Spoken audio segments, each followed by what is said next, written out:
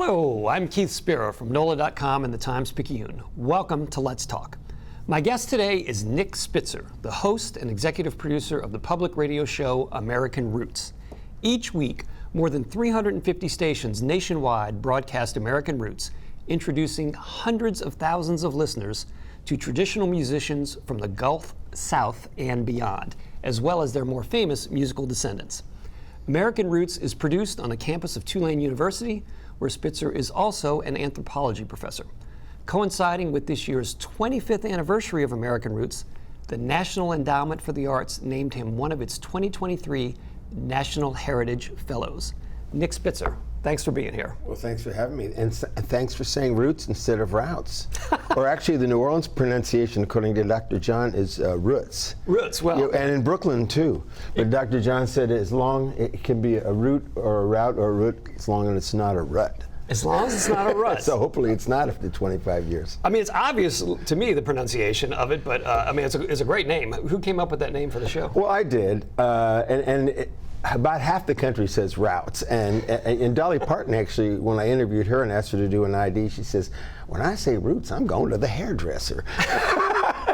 But I came up with it because, my background is as a folklorist, and everyone in that field kind of thinks about roots, the idea of sort of one language on the land. It's an old sort of agrarian metaphor of culture over time.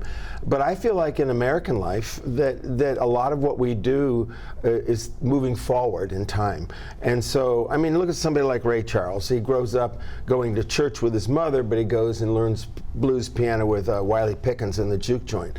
So he puts together new music. It's soul music.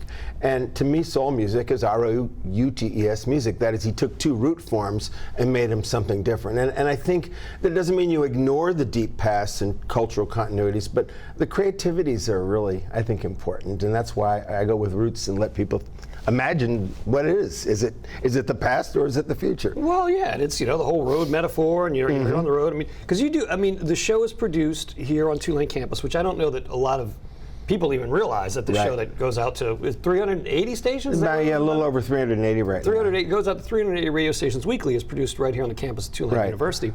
But you go on the road quite a bit to do the interviews and tape or not? I have over the years gone on the road a whole lot more. During COVID, like a lot of people, I was not able to do that. But for radio also, we do a lot of our interviews on lines to people all over. I mean, I love Santana, but I only talked to him on a line. On the other hand, I had met his father 40 years earlier, he was a mariachi violin player. So, you open up an interview with him talking about how you met his father, and he's wearing a powder blue suit, and he goes through the whole, oh yeah, and he had this and that. And so, I mean, I really feel like, while it's nice to be face-to-face, I've learned in radio that you can just kind of go consciousness to consciousness online. And my original work in Louisiana was all very face-to-face with rural Afro-Creole people, the Zydeco world and La La and all that. And I still like it, but got to move quickly, so I don't get to travel as much as I did. Well, and I mean, just the logistics of that too. I mean, you produce a show weekly, you still teach quite a bit at school, you do other things, you write things, you produce things. Right. So when I look at your schedule and what you do, I mean, my first thought is, this is a lazy guy. This man is just super lazy. I mean, do a darn thing. But no, I mean, you've got to manage it. I mean, so I imagine in your life, you've got to be very organized. Is that the right? I mean, well, I try to be organized, but I have this fundamental contradiction in myself, which is that my work really is my play, and my play is my work. So I'm always playing and almost working. And so sometimes, little things like, I've got an almost 2-year-old son. I've got some older boys in college. You got to attend to family and life and what's good in life. But I think everybody around me and my family and all my friends and people I work with understand that I'm going to be moving and grooving as fast as I can, and I enjoy it. But like anybody else, I need a break. Sure. Yeah.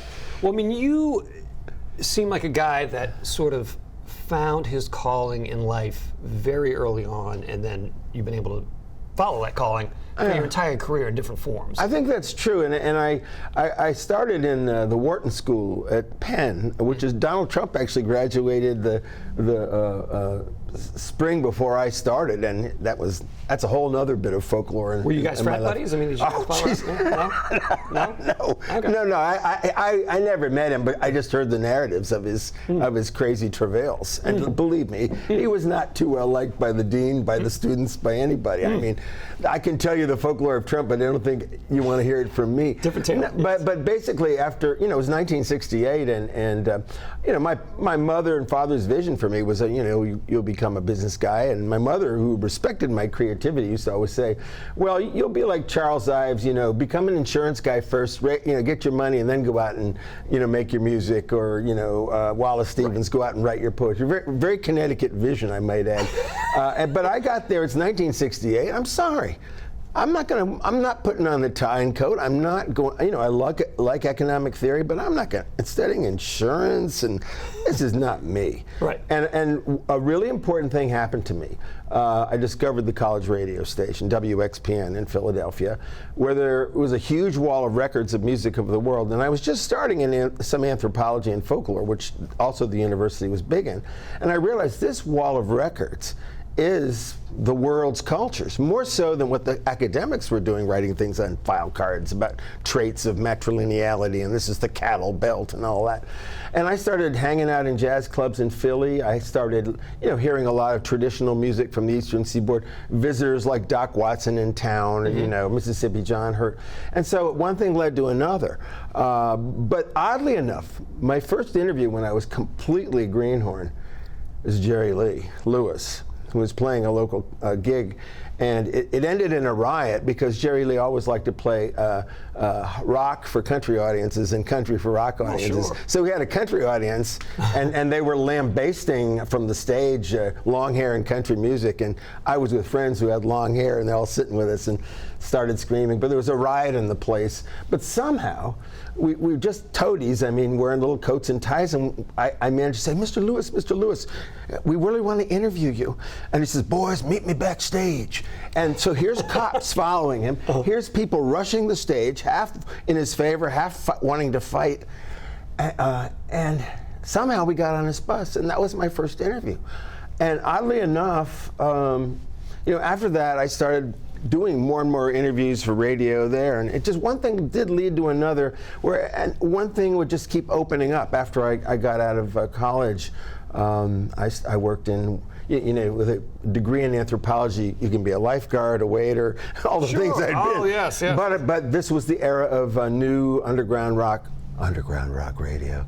No. WMMR Philadelphia. Wow. So I was a drive. Kind of microphone probably too. Yeah. And 3 turntables, and and I got to interview the Grateful Dead and members of the Stones, and because I was the afternoon guy, and by the time the rockers woke up from the big concerts, they come to me. They come to you. Right? So I got to do those interviews, and I just got more and more confident in radio. But I also knew that, shall we say, in that world, sex, drugs, and rock and roll, not necessarily in all those proportions, was not for me in life. So after 2 years, I left to go to grad school. And there in Texas, in Austin, I got really involved in Zydeco and Creole culture, which I'd almost stumbled on in the college record library. Like I said, that record library held the sounds of the world. And so bit by bit, I learned my way into that world and lived there and worked there for quite a bit of time. Well, you did your dissertation on Zydeco music and Creole? That's right. Yeah, I did, and I Boisek Ardoin had been a hero of mine. Later, got a Heritage Award in 1982 or 3. But I lived at his house for a couple months, and I'm from a family of birdwatchers. But I was out there shooting those red-winged blackbirds for family. I had to earn my keep to live there. I picked cotton. I shoveled the gardens. I went fishing. I did everything, and I learned the family, and I learned the life, and I learned to be a mama, and so I learned a lot out there. This is when you were researching. When I was in graduate school, yeah. I take time to go do that, and that's when I made a couple of albums of Zydeco. I made a film. And that led me ultimately to work for the state, as a state folklorist, which was a new thing back then. Right, and the music that you're into, or that you promote on your show and on all these things, it's not necessarily the most commercial forms of music, obviously, no. But it's people that are doing very interesting things that that have a certain regional identity, Right. I guess. So what is the barometer for you? What do you especially now on American Roots, when you put together a show, who qualifies, who makes sense to be on the show? What is the barometer? Yeah. What are you looking Well, I call the format Gulf South by Southwest. We are pretty...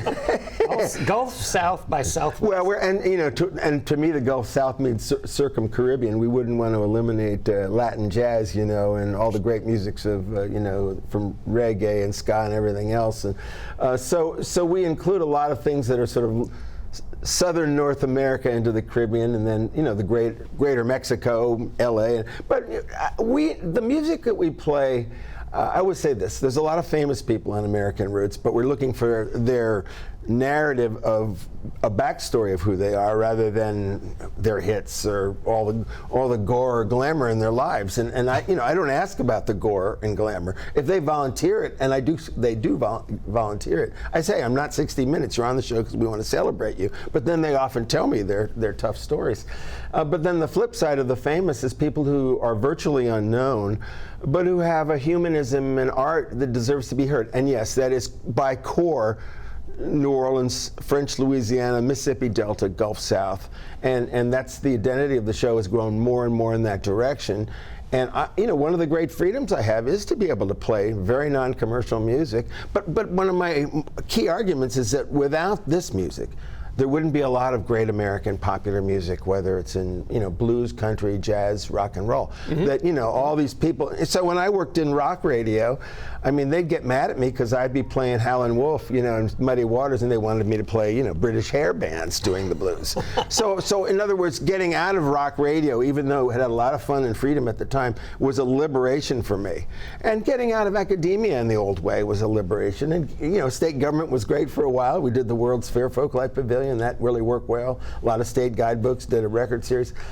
But then time came to do something else. I went to Washington 10 years at Smithsonian, and then worked my way back here little by little. At the Smithsonian, right? You did a whole bunch of different things. Yeah. I mean, that's. I can't keep track of it all.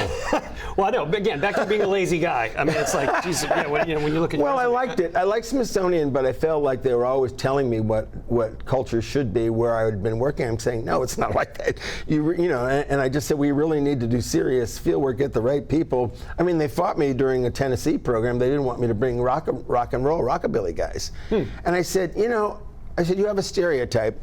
All the black guys can pick up horns and electric guitars and go urban and do urban blues. But if white guys do it, you think they've fallen from the Garden of Eden. They should all be up in Appalachia singing ballads and acoustic music. Don't get me wrong, I love that music too.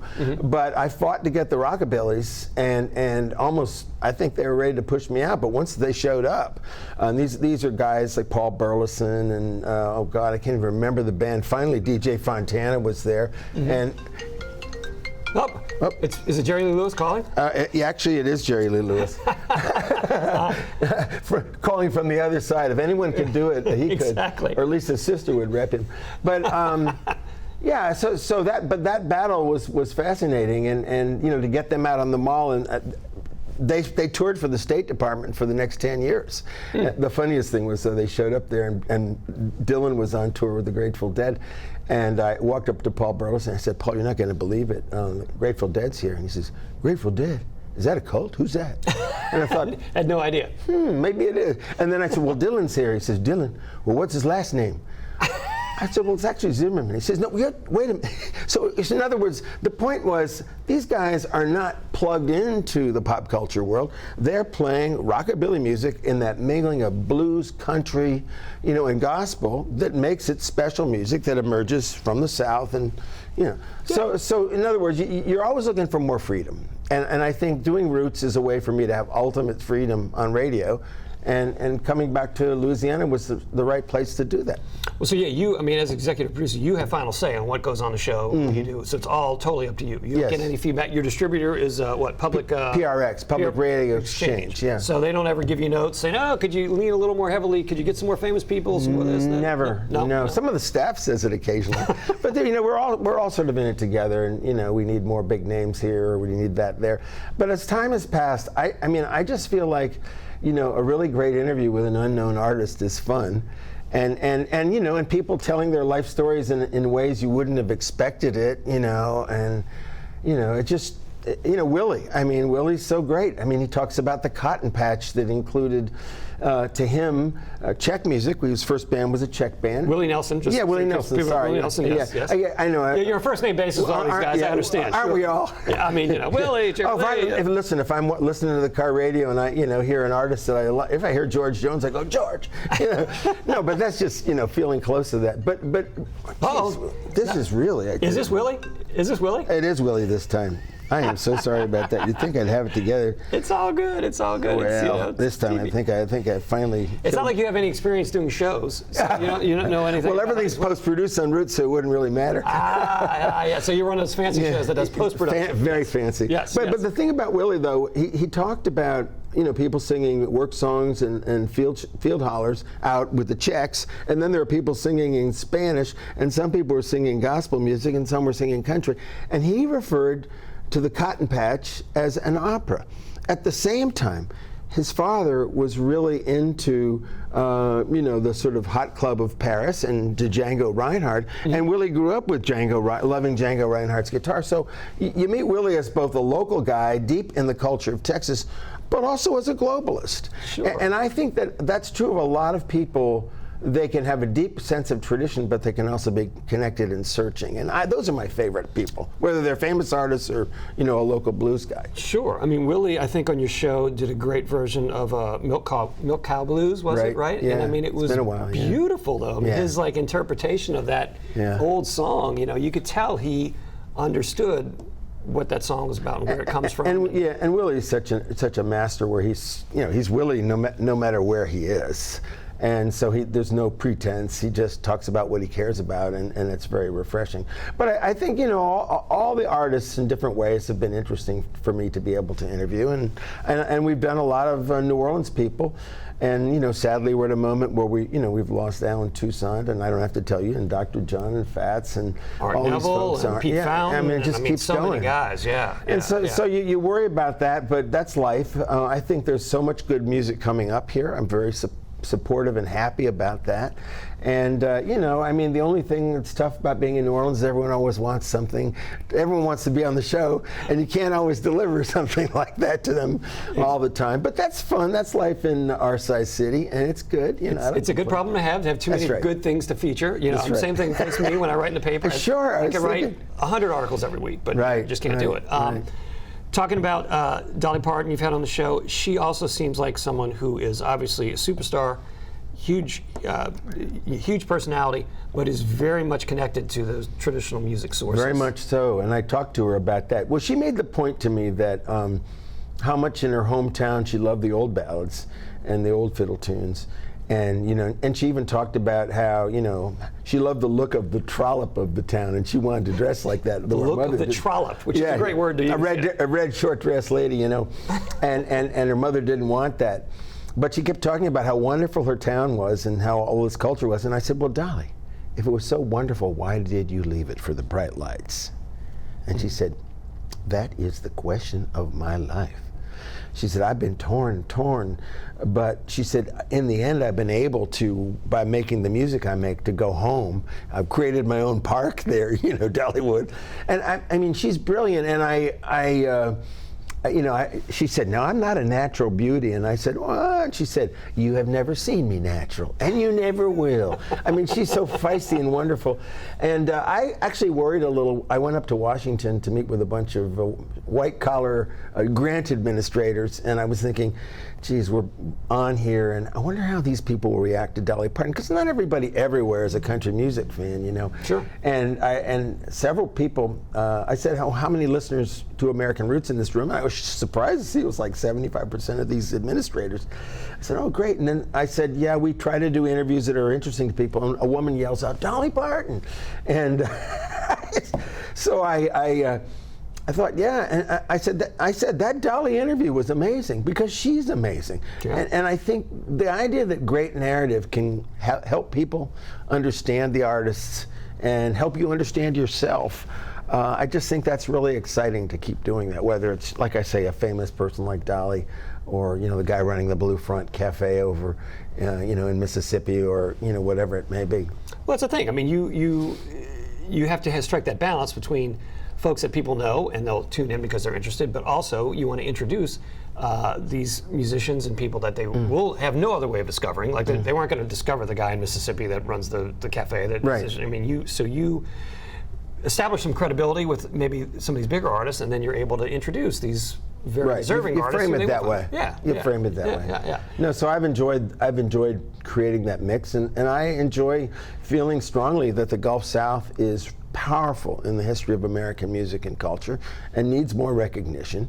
And if we're going to promote tourism, I want to promote a learned tourism that doesn't just come here for a hand grenade on Bourbon Street, but comes because they want to hear a great jazz musician, or go to a club, or walk a second line, or feel the things that make New Orleans, globally important in terms of the continuity of culture. That doesn't mean everything's perfect here. We know that, but we can focus on things that are incredibly valuable to ourselves and the rest of the world. And so I try and have the show doing some of that. When you spoke with Ray Charles, did he talk about his time in New Orleans? Was that he did? Yeah, he did. Well, and he stayed at the Dewdrop, yeah. And he mentioned to me, he said, I couldn't stay anywhere else. Everything was segregated. He went and ate at Dookie Chase's, and he mentions it in one song. It's a song about something in the night. I can't remember the actual title, but he mentions Dookie's. He doesn't mention Dewdrop, but he talked about it and how impressed he was with it, and he loved New Orleans. And it's sad to me from a radio point of view that in those days, unless there was a transcription coming from New York or Hollywood, local stations generally didn't transcribe their stuff unless they were making it go somewhere else. And we weren't feeding the rest of the country like the media markets. So all these Ray Charles interviews on radio and performances, we don't have them. Oh, lost. A terrible loss, yeah. But I love Ray, and I had so much fun. We shot a Nightline episode with him out there, and he also preached to me not just about creating soul, but how much he loved country music, and he loved the stories. And this has been heard by famous black musicians over the years. Listen to the stories. I mean, Charlie Parker used to use the jukebox, at 52nd Street, and people criticized him, and he turned around and play Hank Williams and said, "Listen to the story." Yeah. Well, I mean, when Ray did country albums, I mean, and very successfully. Yeah, very successfully. Anybody was told by ABC Records not to. It would ruin his career. And what happened instead was it boosted his career to a wider audience, wider and wider audience. Wider and wider, yeah. And at the same time, it forced some of the artists like Bill Monroe to recut some of the songs Ray had covered and speed them up a little bit. And, it just showed that, his way of dealing with country and soul was part of his genius, to be able to make that work and for people to respect him. And I think it's very meaningful. Obviously, there's a new emergence of black country artists today, but I think Ray really kind of set a standard that way. Then there's other mythological things out there, like everyone hates Elvis because he's a Steeler. But everyone I interviewed, Al Green and Ray Charles, both talked about how much they liked Elvis. Pat Simon, I think, was a big Elvis fan. Oh yeah. But I mean, the trick though is by the 40s and 50s, even during Jim Crow, even during harsh segregation, you don't have to be able to go to the same bingo parlor or dance to hear the music on the radio. And so black run stations and white run stations playing country, blues, whatever, they could be heard by everybody. And so there's the democratization that's emerging and some respect for artists across lines that I think is helpful, as we get sensible about relationships. And now we can look back and say, well, so-and-so did this with them, and look at the result. So that's why I go back to music as a very, very important muse for the social order and for, being happy, being inclusive, being, respecting pluralisms and diversities at a time when there's pushback against that. That's right. It suits all occasions. We got a couple of minutes left here. I have to mention, so you're getting this award from the National Endowment for the Arts, being named National Heritage Fellow, which basically, a couple of interesting things, because you used to host the award show back in the day, this also puts you in the company of many of the artists that you have covered. So now you're being considered amongst them. So literally in the last couple minutes we have here, talk about that kind of milestone for you now to be considered a guy worthy of being honored for the work you've done. Well, you know, I'm shy about awards. I mean, you don't do life things you care about to get an award. But when you get one, it's great. And a lot of the people in the rural Creole communities, their children and grandchildren have congratulated me and talked about it. And the funny thing is that Boisek Ardoin, whose house I lived in, he received one of those awards in the early 80s when I was attending, and I was already, you know, beginning to know that family in the community, and I thought of him as training me as a folklorist. I had to learn the language, and I had to learn the life and everything. And so for me to then, you know, years after his passing and Ken Ray Fontenot's passing and other people that I worked with, you know, it makes me reflect on all those incredible people that I was able to work with and who taught me to be the kind of documentarian that I needed to be to get along with people and produce things they cared about. So it makes me feel really good at one level. And it's a different award. They call it the Best Lomax Hawes Award. She was Alan Lomax's sister, and she ran the Heritage, well, she started the Heritage Awards, and she ran the program at NEA for many years. And when I became the state folklorist, she was one of a few people recommending me for the position, and I learned a lot from her. She was an amazing mentor to me. I had many mentors. In any case, that's where that came from. And when I got the call from one of our senators, I'm forgetting the names of our senators right now. It was not Kennedy. Cassidy? It was Cassidy, that's right. And he's congratulating me and reading a script, and I didn't know what to say. I was stunned, and then I finally just said, well, I'm really happy that the more progressive of our two senators is calling me. And he laughed. And I said, you have a good sense of humor. He says, you have to, my job. I said, oh, my job too, you do. That's right. But yeah, it was really a good feeling, and it still is, and I'm looking forward to getting up there and seeing a lot of people that I haven't seen for years. But you know, I made my choice. I'm not living in Washington. I'm not working at the Smithsonian. Public radio allows me to be here where I love it. I have so many friends. I love cultural things, and I get to do stuff that goes all over the country and all over the world. And so if they recognize you, great. If they don't, you still do what you think you should do and love to do. Amen. Well, congratulations on doing it. 25 years, American Roots. Best of luck. You're going to keep on going indefinitely. And yeah, indefinitely. Indefinitely. Well, when your work is your play, what are you going to do? That's right. I feel the same way. Well, thank you for being on the show. This is really great. Yeah, thank you, and I always enjoy reading your news of the world of culture and music myself, so thank you for being on that show. You bet. Thank you very much. Thank you guys for listening. I'm Keith Spera. We'll see you next time on Let's Talk.